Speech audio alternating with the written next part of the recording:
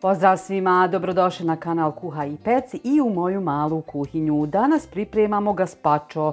To vam je španska supa, izuzetno zdrava. Razlog je što se povrće priprema svježe, dakle nema kuhanja. Jedino što ću ja uraditi jeste da ću prokuhati vodu za svaki slučaj, a ujedno ću u nju ubaciti suhi začin tako da će se on fino rastopiti, da kažem. Ovo sve ostalo je svježe. Što se tiče bosiljka, evo imam mali, mladi, svježi, pa ću ga iskoristiti. Peršun nemam trenutno svježi, ali ću iskoristiti suhi. I evo vidite sve ostale sastojke, sve ćete imati u opisu videa. Ovo nam je jabukov ocat, vi možete koristiti alkoholni ili sirće, bilo kako, domaće, bilo šta. Treba nam samo malo kiselosti u toj supi. I treba će vam naravno neka sjeckalica ili neki jači blender da to sve fino izmučka. Za početak ja sam povrće oprala, još samo treba da ga nasjeckamo, to ćete vidjeti u nastavku. A kako rekoh, sada odo proključati ovu vodu, ali prvo ću da je začinim. Evo dodat ću ovako jednu kaščicu suhog začina i dodat ću malo soli samo. Kasnije ćemo dosoliti i probati da li nam je ukusno. Ovu ćemo vodu sada provriti. Paradajz ćemo morati oguliti, pa ću sa donje strane paradajza napraviti samo ovako rez i zaliti paradajz sa ključalom vodom.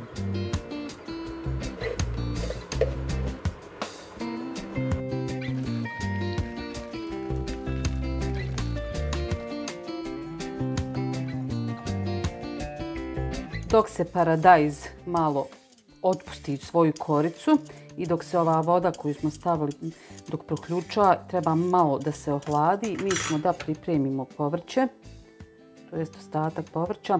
Dakle, krastavce, bijeli luk, crni luk, papriku, sve ćete sitno nasjeckati. Ne mora biti presitno, eto da se što bolje izmiksa u ovome sjecku.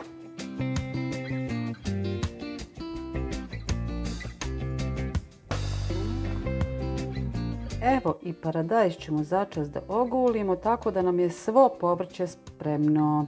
Vidite kako to ide lagano. Ovako ćete isto kad budete pravili zimnicu. Znači zapamtite ovo, to sam vam već jednom govorila. Paradajz samo potopite vrelom vodom, napravite mu ovaj rez hiruški na dnu i ide to lagano. Zatim ćemo paradajz isjeckati i izvaditi mu po mogućnosti ove košpice iz sredine. Da vidimo. Evo vidite. Ovo ću ja sada u jedan tanjir koji imam pri ruci vaditi. A u drugi ćemo ga tanjir samo malo usitniti da se lakše izmiksa. Znači ništa pretjerano. Idemo lagano sastavljati. U sjecka ću dodati lukove, papriku, krastavac. Naravno i ovo što mi je spalo sa strane, bježi od mene. Dodat ću malo paradajza kako bi se što lakše umutilo. Ovaj ćemo ostatak kasnije.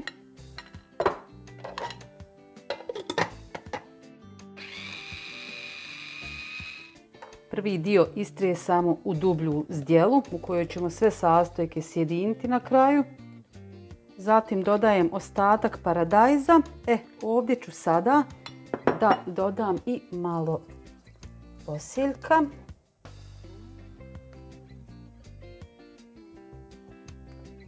Jest mi težao, ali teže i preteže. Znate kako kažu. Samo ću malo usitniti sa nožem da se to što miriše, da se to što ljepše sjedini.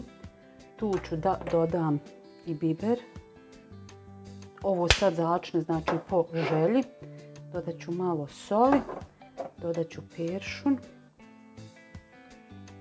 Naravno vi možete svježi kako god želite. Dodat ću paradajz sos i dodat ću 2 kaške jabukovog octa. I sve to smučkati. Sada ćemo dodati i maslinovo ulje i to ćete vrlo kratko promiješati da se ulje ne bi zagrijavalo. Sada ćemo sve sjediniti. Dobro izmiješajte, pošto je ovo vidite malo pogusto, dodat ćemo rashlađenu vodu sa začinima. Ako vam nije gusto, možete vi ostaviti i ovako, nikakav problem nije, to je sve stvar ukusa. Ali u svakom slučaju dobit ćete izuzetno zdravu juhu, supu, zovite je kako god hoćete. I ona se inače kuha u vrelim ljetnim danima jer je osvježavajuća i servira se inače dobro rashlađena iz frižidera. Pa eto, dani su takvi baš pred nama. Iskoristite ovu supu i osvježite se i unesite obilje vitamina. Ja ću dodati sada malo ove vode, samo još da promiješam, pošto se stalože dole začini. Dodat ću pola, ma ni pola, da vidim da li mi je dovoljno. Mislim da je to to.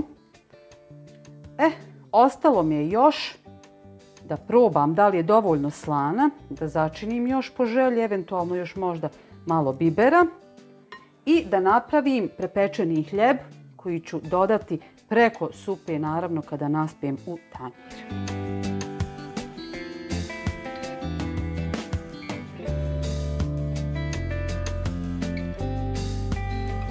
Dobro zagrijete neku staru tavu, ne treba vam ništa, ni ulje, ništa drugo, ni puter.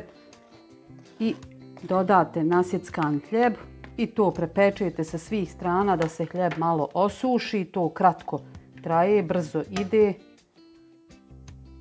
I evo ga, došlo je vrijeme da serviram. Supu sam doradila tako što sam je dodatno posolila, još malo pobiberila i dodala sam možda još 2-3 kašike vode u vrh glave jer su se složili da im je bila malo pogusta.